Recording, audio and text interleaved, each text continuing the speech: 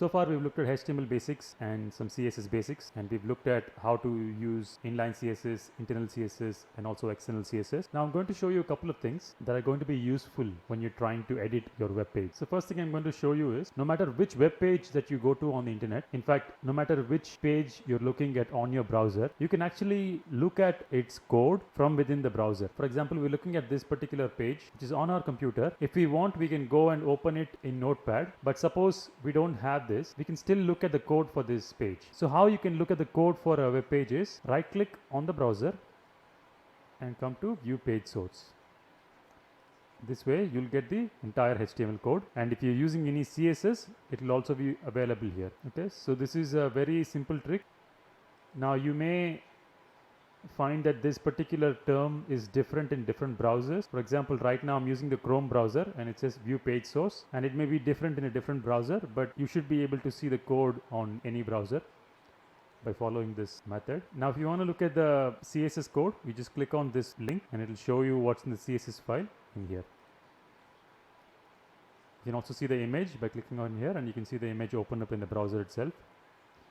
So like this, you can actually look at the entire media for this profile page and the underlying code from within the browser, and for that you just need to go and click on view page source. Now one thing to note is, this is not the same as looking at the code on your notepad, because here you cannot actually edit it.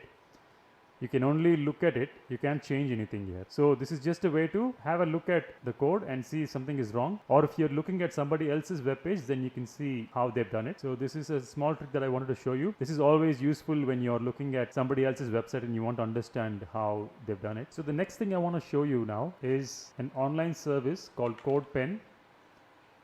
So you can go to this service by going to codepen.io, and you click on that, and when you go there, you can see that this is a website where you can actually do coding on the browser. Okay, you don't need to do it in Notepad, save it, and then open it in the desktop. You can actually do it on the internet, and this is a great way to test your HTML, CSS, and JavaScript code online. You can also share your code with somebody else. So this is a very handy tool when you want to quickly try out some code or work on a large project and share it with other people. So first thing you need to do is sign up for an account here. So you click on sign up and then use one of these methods. I would recommend using the sign up with email. You'll just enter your name and username and email and password, and you can activate the account by verifying your email. I already have an account, so I'm going to log in. So once you've logged in, you'll see something like this, and just click on here and it will open a new project for you. It's called a pen. You can see that it says it's a pen. That's just what they call it. It's a new project is called a pen, and here you can name the project. So I want to call this a sample pen,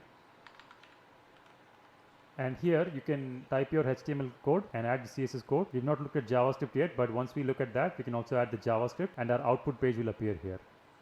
Okay, so let me quickly go ahead and add the HTML, and we can also add the CSS.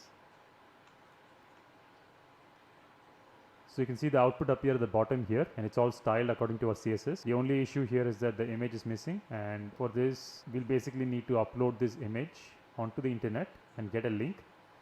Let me quickly do that. So if you just Google for image upload, and you can find one of these services. There are several services that allow you to do this. So I'm just going to click on upload.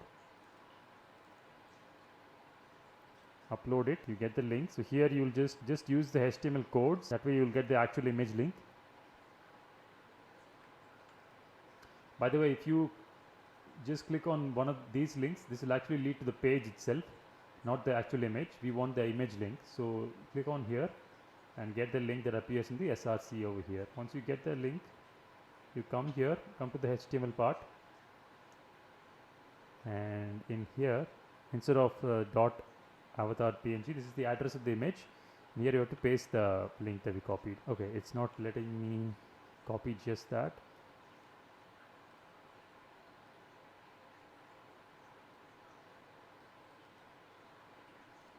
Anyway, we'll just have to delete the rest of the things.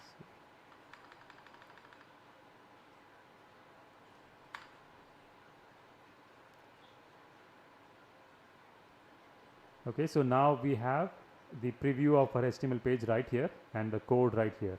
So this is going to be very convenient for us to test out new things, have real-time information, have real-time feedback on our changes and all these things, and you can actually do some modifications here to get more out of the space. So you can minimize the JavaScript thing, and if you want you can drag and drop this so that you can get to see more code.